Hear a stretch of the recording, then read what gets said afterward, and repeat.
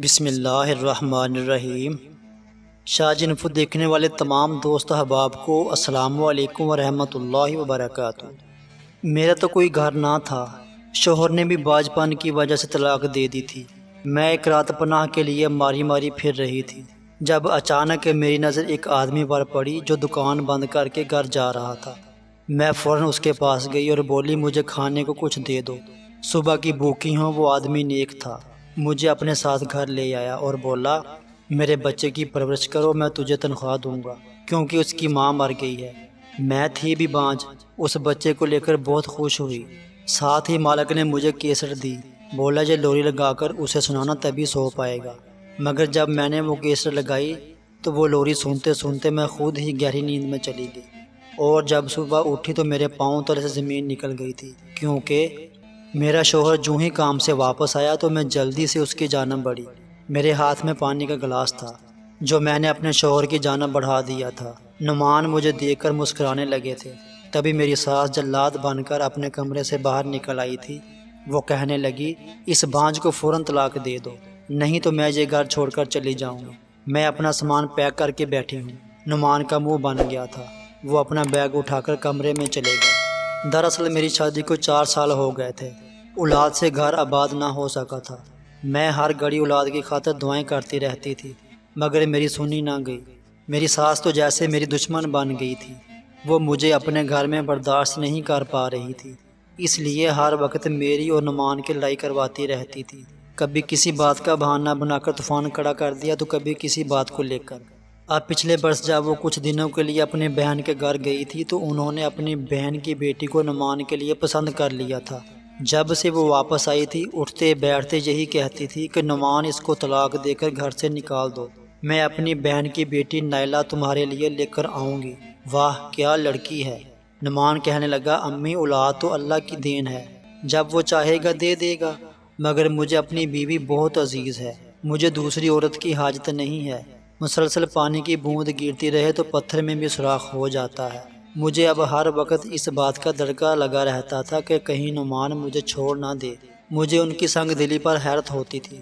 ایک دن میں نے تنگ آ کر ان سے کہہ ہی دیا تھا کہ جن کی اپنی بیٹیاں ہوتی ہیں نا، وہ دوسری کی بیٹیوں کے گھر برباد نہیں کرتی۔ میری بات سن کر میری سانس نے مجھے میرے شوہر کے سامنے ہی جھڑک دیا تھا۔ کہنے لگی میری بیٹی تم جیسی بانجھ نہیں ہے، وہ بچوں والی ہے، تم اس تک نہ ہی پہنچو تو اچھا ہے۔ اب میری ساس انوکھی ضد لگائے بیٹھی تھی کہ اپنی بیوی کو طلاق دو، نہیں تو میں یہ گھر چھوڑ کر چلی جاؤں گی۔ نعمان نے اپنی والدہ کی ضد میں آ کر مجھے طلاق دے دی اور کہنے لگا امی یہ لیں طلاق دے دی ہے، میں نے شمیلہ کو طلاق دے دی ہے، اب یہ اس گھر سے ہمیشہ ہمیشہ کے لیے جا رہی ہے، مگر آپ میری بات یاد رکھیں، آپ کے سامنے میں زندگی تباہ کر لوں گا۔ آپ یہ مت سوچیں کہ میں آپ کی بہن کی بیٹی سے شادی کروں گا، حقیقت تو یہ ہے کہ میں اب کسی سے بھی شادی نہیں کروں گا۔ آپ اس گھر کو دوبارہ آباد ہوتا دیکھنے کے لیے ترستی رہ جائیں گی۔ میں آنسو بہاتی ہوئی اپنا مختصر سا سامان اٹھا کر گھر سے باہر نکل آئی تھی۔ میں جانتی تھی کہ آج جس طرح نعمان کی والدہ جیت گئی ہے، آگے بھی وہ جیت ہی جائے گی۔ نعمان کر لے گا دوسری شادی، ہو جائے گا اس کا گھر آباد، مگر میں تو مکمل طور پر برباد ہو چکی تھی۔ میرے پاس تو کوئی ٹھکانہ بھی نہیں تھا، میں جاتی تو کہاں جاتی؟ باپ تو میرا 20 برس پہلے ہی انتقال کر چکا تھا۔ میں نے اور امی نے ماموں کے گھر ہی ملازموں کی طرح زندگی گزاری تھی۔ 2 سال قبل امی کا بھی انتقال ہو گیا تھا۔ رہی بات ماموں کی، 6 ماہ پہلے ہی یہ گھر چھوڑ کر وہ دوسرے گھر میں شفٹ ہو چکے تھے۔ اب رات کے 9 بج چکے تھے۔ میں تنہا اور ٹھکانے کی تلاش میں سڑکوں پر ماری ماری پھر رہی تھی۔ آتے جاتے لوگ مجھے گور گور کر دیکھ رہے تھے، کیونکہ اللہ نے مجھے بہت خوبصورت بنایا تھا۔ اب میں 24 برس کی ہو چکی تھی۔ اسد کہا کرتے تھے شمیلہ اصل حسن تو تم پر اب آیا ہے، جب تم بیاہ کر میرے گھر آئی تھی تب تو تم بہت چھوٹی سی تھی، اب یہی میرا حسن لوگوں کی توجہ کا مرکز بنا ہوا تھا۔ میں چپ چاپ بس چلتی جا رہی تھی، آنکھوں سے آنسو بہتے چلے جا رہے تھے۔ میں سوچنے لگی تھی کہ کچھ لوگ شاید اس دنیا میں صرف امتحان دینے کے لیے ہی آتے ہیں، جیسا کہ میں، جبکہ کچھ لوگ اپنی زندگی پھولوں کی سیج پر گزار کر اس دنیا سے گزر جاتے ہیں۔ نہ جانے آفتیں میرا پیچھا کیوں نہیں چھوڑتی تھیں، وہ کیوں میرے نصیبوں سے چپک گئی تھیں۔ اب گھر سے نکلنا ہی رہ گیا تھا، وہ بھی میرے نصیبوں کی سیاہی نے مجھے آج دکھا دیا تھا۔ میں آگے بڑھ رہی تھی جب میں نے محسوس کیا کہ جیسے کوئی میرا تعقب کر رہا ہے۔ میں نے جلدی سے پیچھے مڑ کر دیکھا تو 3 لڑکے میرے پیچھے پیچھے آ رہے تھے۔ مجھے اپنی جانب متوجہ پا کر مسکرانے لگے۔ ایک بولا، کہاں کو چلتی ہو؟ آ جاؤ، ہم تمہیں گھر تک ڈراپ کر دیں۔ اس کی بات سن کر اس کے ساتھی ہنسنے لگے۔ میرا خوف سے پورا وجود کانپ رہا تھا۔ میں سمجھ گئی تھی کہ اگر میں یوں ہی سڑک پر چلتی پھرتی رہی تو میرے پاس کچھ نہ بچے گا، کیونکہ جگہ جگہ گدھ گات لگائے بیٹھے تھے۔ تبھی میری نظر ایک آدمی پر پڑی۔ وہ اپنی دکان بند کر کے اپنے گھر واپس جا رہا تھا۔ میں جلدی سے اس کی جانب بڑھی۔ شکل و صورت سے میں خاندانی لگتی تھی، اس لیے وہ رک کر میری بات سننے لگا۔ میں بولی، شوہر نے طلاق دے کر گھر سے نکال دیا ہے، والدین بھی اس دنیا میں نہیں رہے، میرے پاس رہنے کے لیے کوئی جگہ بھی نہیں ہے، خدا را میری مدد کرے۔ میرے پیچھے چند اباش لڑکے لگے ہوئے ہیں۔ وہ آدمی سر سے پاؤں تک مجھے حیرت سے دیکھنے لگا، جیسے دیکھ رہا ہو میرے الفاظ میں کتنی صداقت ہے۔ پھر بولا، چلو آؤ میرے ساتھ۔ میں اس آدمی کے ساتھ چلنے لگی تھی۔ مجھے سمجھ نہیں آ رہا تھا کہ میں نے اس آدمی سے ٹھکانے کا سوال کر کے درست کیا ہے یا غلط۔ میں نے سوچا چلو جو ہوگا دیکھی جائے گی۔ میں نے جیسے ہی اس کے گھر میں قدم رکھا، گھر سے چھوٹے سے بچے کے رونے کی آواز آئی۔ وہ آدمی جلدی سے آگے بڑھا، میں بھی اس کے پیچھے ہی چل رہی تھی۔ 80-85 سال کی ایک بوڑھی خاتون تھی جو اس ننھی سی جان کو چپ کروانے کی کوشش کر رہی تھی۔ وہ آدمی بولا، امی میں نے کتنی بار کہا ہے کہ میرے آنے سے پہلے کام والی کو نہ جانے دیا کریں۔ آپ سے یہ بچی نہیں سنبھل سکتی۔ آپ عمر کے اسی حصے میں ہیں جہاں آپ کو خود سہارے کی ضرورت ہے۔ وہ بچی مسلسل رو رہی تھی۔ میں نے آگے بڑھ کر اس بچی کو گود میں لے لیا تھا۔ مجھے ایسا لگ رہا تھا جیسے میرے بے قرار وجود کو سکون سا مل گیا ہو۔ وہ بچی بھی میری آغوش میں آ کر سکون محسوس کر رہی تھی، اس لیے آنکھیں موند کر لیٹ گئی۔ وہ آدمی جلدی سے اپنے کمرے میں چلا گیا اور فیڈر بنا کر لے آیا۔ اس نے فیڈر مجھے تھما دیا تو میں اس بچی کو دودھ پلانے لگی۔ وہ آدمی بولا، میرا نام فیصل ہے، یہ میری بچی ہے۔ 3 ماہ پہلے اس کی والدہ اس کو جنم دیتے ہوئے اس دنیا سے چلی گئی ہے۔ مجھے کوئی ایسی عورت نہیں ملتی جو میری بچی کا ماں کی طرح خیال رکھے۔ میری ماں تو اس بچی کو اٹھانے کی سخت نہیں رکھتی۔ جب آپ نے مجھے راستے میں یہ بتایا کہ آپ کے ہاں اولاد نہیں ہو سکتی تو میں نے سوچا کہ آپ کو اپنے ساتھ گھر لے چلوں، اس طرح آپ کو ٹھکانہ بھی مل جائے گا اور اولاد بھی، جبکہ میری بچی کو ماں بھی مل جائے گی۔ میں اس آدمی کی بات سن کر بہت خوش ہوئی، میری آنکھوں میں آنسو آ گئے تھے۔ اللہ کتنا رحم کرنے والا ہے۔ میرے شوہر نے مجھے گھر سے نکالا تو اللہ نے مجھے گھر کے ساتھ ساتھ اولاد بھی دے دی تھی۔ میں اس بچی سے والہانہ محبت کر رہی تھی۔ فیصل یہ سب دیکھ کر بہت خوش ہو گیا تھا۔ دودھ پلانے کے بعد میں نے سوچا اس بچی کو سلا دیتی ہوں۔ تب فیصل میرے پاس آیا۔ اس نے مجھے ایک کیسٹ دیتے ہوئے کہا، یہ بچی اس کیسٹ کی آواز سے ہی سوتی ہے۔ میں نے وہ کیسٹ لگائی تو اس میں عجیب میٹھی سی لوری تھی۔ وہ لوری سنتے سنتے میں بھی سو گئی۔ صبح میری آنکھ بچی کے رونے کی آواز سے کھلی تو میں جلدی سے اٹھ بیٹھی تھی۔ فیصل نے دروازے پر دستک دی تو میں نے انہیں کمرے میں آنے کی اجازت دے دی۔ انہوں نے مجھے فیڈر تھما دیا اور بولے، بچی اس وقت دودھ پیتی ہے۔ میں نے وہ فیڈر پکڑا۔ وہ کمرے سے باہر چلے گئے تھے۔ میں بچی کو دودھ پلا کر جب کمرے سے باہر نکلی تو کام والی بھی آ چکی تھی۔ وہ گھر کی صفائی اور باقی کام کاج کرنے لگی تھی۔ میں نے سارا دن بچی کو سنبھالنے میں گزار دیا۔ میرے پاس کرنے کو کوئی کام تھا بھی نہیں، لیکن پھر بھی میں سارا دن مصروف رہی، کیونکہ چھوٹی بچی کے ڈھیروں کام تھے۔ مجھے اولاد مل چکی تھی، میرے لیے یہی بہت تھا۔ رات کو جب فیصل گھر آئے تو وہ بولے، میری بیٹی نے تنگ تو نہیں کیا؟ میں نے نفی میں سر ہلا دیا تھا۔ انہوں نے اپنی والدہ کی خیریت دریافت کرنے کے بعد کل والی کیسٹ دیتے ہوئے کہا، یہ لگا کر بچی کو سلا دینا، نہیں تو یہ رات بھر سونے نہیں دے گی۔ میں نے ان کے ہاتھ سے وہ کیسٹ پکڑی۔ میں بچی کے کپڑے ہی تبدیل کر رہی تھی جب مجھے خیال آیا کہ اس گھر میں آج مجھے پہلا دن تھا، جبکہ ایسا لگ رہا تھا جیسے میں صدیوں سے یہاں رہ رہی ہوں۔ میں تو سوچتی تھی کہ نعمان کے بغیر شاید جی نہیں پاؤں گی، مگر اس کا تو مجھے خیال تک نہیں آیا۔ میں خود کو کوسنے لگی تھی، میں کتنی بے وفا تھی۔ نعمان نے تو اپنی والدہ کے دباؤ میں آ کر مجھے طلاق دی تھی، پھر میں نے کس کے دباؤ میں آ کر اسے بلا لیا؟ میں خود سے سوال کر رہی تھی۔ بچی کو سلانے کے لیے میں نے وہ کیسٹ لگا دی۔ وہ بہت پرسکون نیند سو چکی تھی، جبکہ میری آنکھیں بھی بھاری ہونے لگی۔ مجھ پر نیند طاری ہو چکی تھی۔ اسی وقت میری آنکھوں کے سامنے فیصل کی شکل گھومنے لگی۔ صبح جب میں سو کر اٹھی تو مجھے خود پر حیرت ہو رہی تھی۔ میں ساری رات فیصل کو خواب میں دیکھ رہی تھی۔ ابھی میں جب سو کر اٹھی تو میری نگاہیں بار بار دروازے کی طرف اٹھ رہی تھی کہ مجھے فیصل نظر آ جائے۔ مجھے اپنی دیوانگی پر حیرت ہو رہی تھی۔ میں نے بچی کو فیڈر بنا کے دے دیا، مگر فیصل اپنی بیٹی کو دیکھنے کمرے میں نہیں آئے تھے۔ میں جلدی سے اٹھ کر باہر نکل گئی۔ میں نے سوچا کہ شاید وہ مجھے باہر نظر آ جائے۔ میں باہر آئی تو ملازمہ گھر کے کام کاج میں مصروف تھی۔ میں نے اس سے فیصل کے بارے میں پوچھا تو اس نے جواب دیا کہ وہ تو اپنے کام پر چلے گئے۔ میرا دل ایک دم سے بجھ سا گیا۔ مجھے کچھ بھی اچھا نہیں لگ رہا تھا، یہاں تک کہ مجھے بچی سے بھی اپنائیت محسوس نہیں ہو رہی تھی۔ مجھے پتہ بھی تھا کہ یہ سب غلط ہے، کیونکہ میں ابھی عدت میں تھی۔ میں کسی مرد کے متعلق ایسے نہیں سوچ سکتی تھی، مگر میں اپنے دل کے ہاتھوں مجبور تھی۔ شاید مجھے فیصل کی طرف وہ عزت کھینچ رہی تھی جو وہ مجھے دیتے تھے۔ رات جب فیصل گھر آئے تو میں نے ان سے کلام تک نہیں کیا۔ وہ بولے، شمیلہ میری بیٹی ٹھیک ہے؟ میں غصے سے بولی، آپ کو کیا فکر ہے اپنی بیٹی کی؟ صبح اسے دیکھے بنا ہی چلے گئے، اگر ذرا سے بھی فکر ہوتی تو آ کر اسے دیکھ جاتے۔ فیصل میری طرف حیرت سے دیکھتے ہوئے بولے، میں جانتا ہوں میری بچی محفوظ ہاتھوں میں ہے، مجھے فکر کرنے کی کوئی ضرورت نہیں۔ میں چپ کر گئی۔ وہ اپنے کمرے میں واپس چلے گئے تھے۔ مجھے ان پر بہت غصہ آ رہا تھا، کیونکہ اس نے میری ناراضگی کا کوئی نوٹس نہیں لیا تھا۔ میں نے بچی کو سلانے کے لیے وہ کیس لگا دی تھی۔ بچی سو چکی تھی، جبکہ میرے کانوں میں کسی کی گفتگو کی آواز گونجنے لگی تھی۔ کوئی بے معنی سے کہے تھے جو مجھے سنائی دے رہے تھے۔ میں نے بہت کوشش کی کہ مجھے سمجھ آ جائے کہ میرے اطراف میں کیا بات چیت چل رہی ہے، مگر مجھ پر نیند اس قدر غالب آ چکی تھی کہ مجھے الفاظ سنائی نہیں دے رہے تھے، مگر ان کی سمجھ نہیں آ رہی تھی۔ نیند کی وادی میں ڈوبنے سے پہلے میرے کانوں میں ایک نسوانی آواز گونجی تھی۔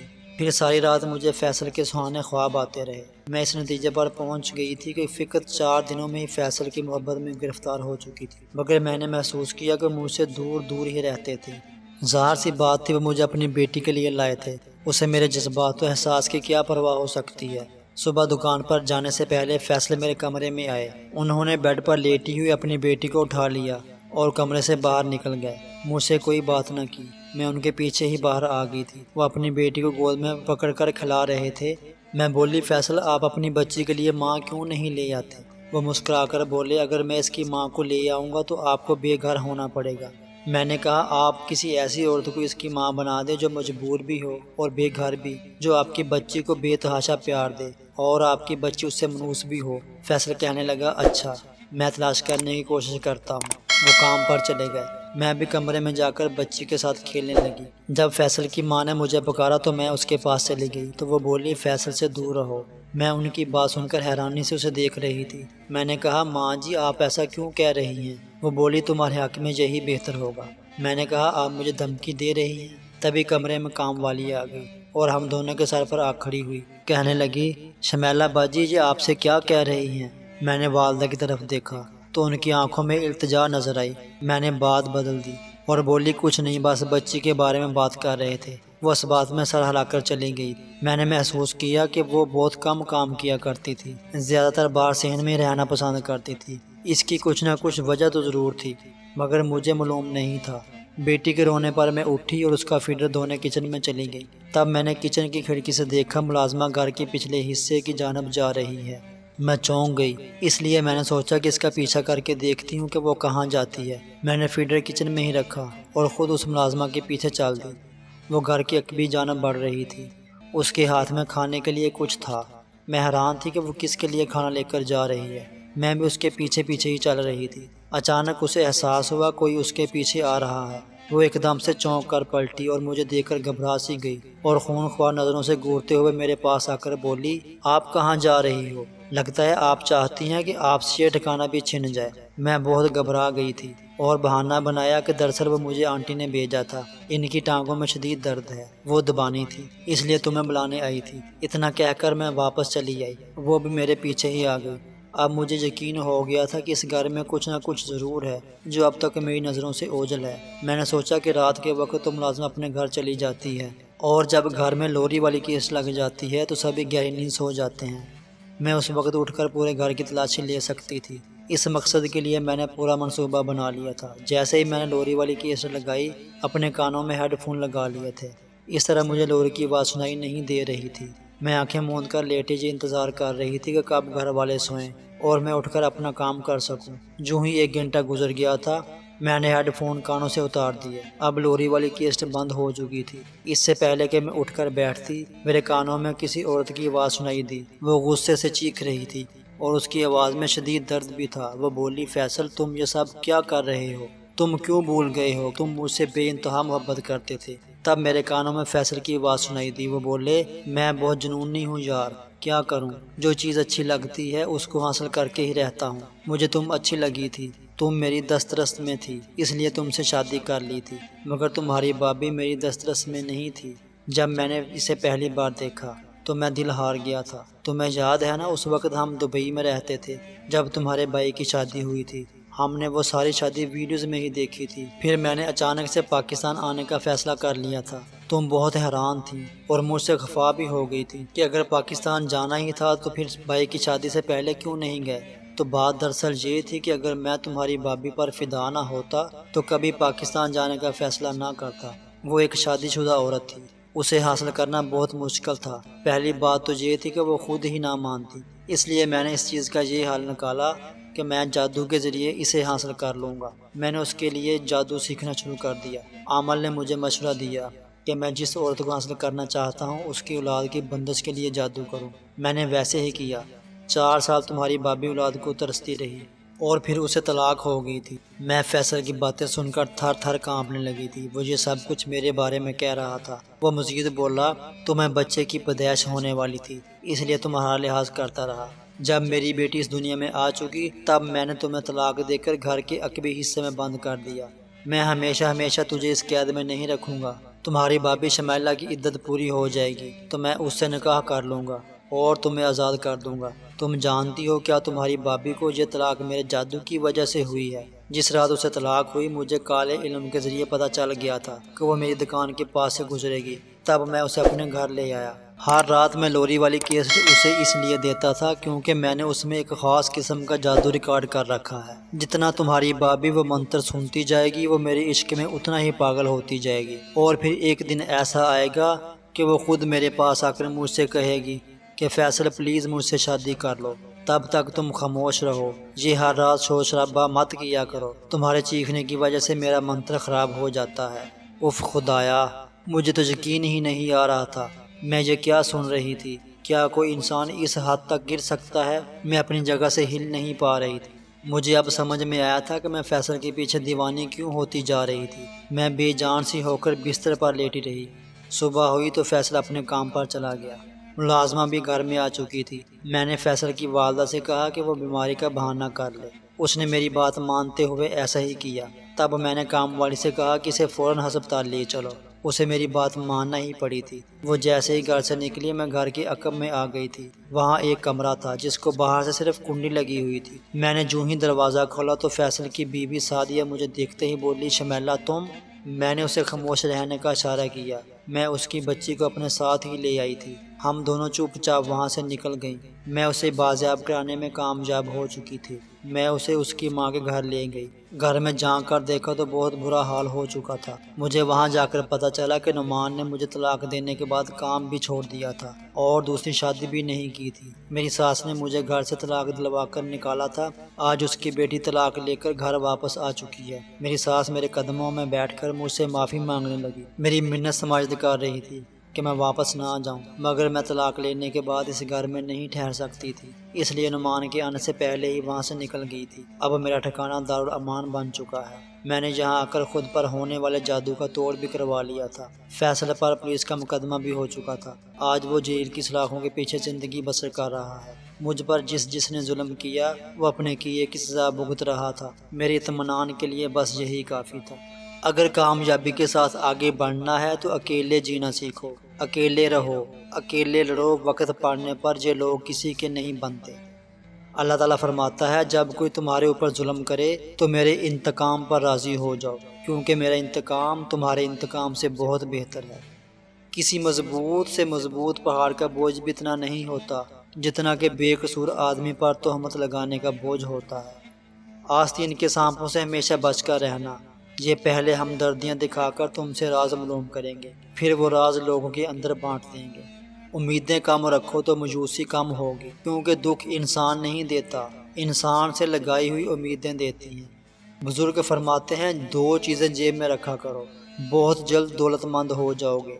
ایک خشک روٹی کا ٹکڑا اور دوسرا کاغذ پر یا رضا کو لکھ کر جیب میں رکھا کرو، بہت جلد رزق کی بارش ہونے لگے گی۔ کسی آدمی کو کھانا کھلا کر یہ گمان مت کریں کہ میں نے اس کو کھلایا ہے یا کوئی ہمارا کھا گیا ہے، بلکہ یہ سوچیں کہ یہ رزق اس انسان کے نصیب کا ہی ملا ہے۔ ہماری اوقات کیا ہے؟ یہ تو اللہ تعالیٰ کی ذات کا کرم ہے جو ہماری عزت بنائے ہوئے ہے۔ زندگی کے سفر میں ہمارے راستے میں ٹوٹا ہوا پل آ جائے تو گھبرائیے مت، یہ برا نہیں ہوتا، وہ تمہیں ایسی جگہ جانے سے روکتا ہے جہاں تم کو نہیں جانا چاہیے۔ ہم اس رب کے دینے پر یقین کیوں نہ کریں جو ہر رات پہلے آسمان پر آ کر پوچھتا ہے کوئی مانگنے والا؟ آخر میں اللہ تعالیٰ سے دعا ہے کہ اللہ تعالیٰ ہمیں صراط مستقیم پر چلنے کی توفیق عطا فرمائے۔ اگر ویڈیو اچھی لگی ہو تو اس کو لائک اور شیئر کر دیں اور آپ کے اپنے چینل کو سبسکرائب کر دیں۔ دوبارہ ملیں گے ایک نئی معلوماتی سبق آموز اسلامی ویڈیو کے ساتھ۔ اللہ ہم سب کا حامی و ناصر ہو۔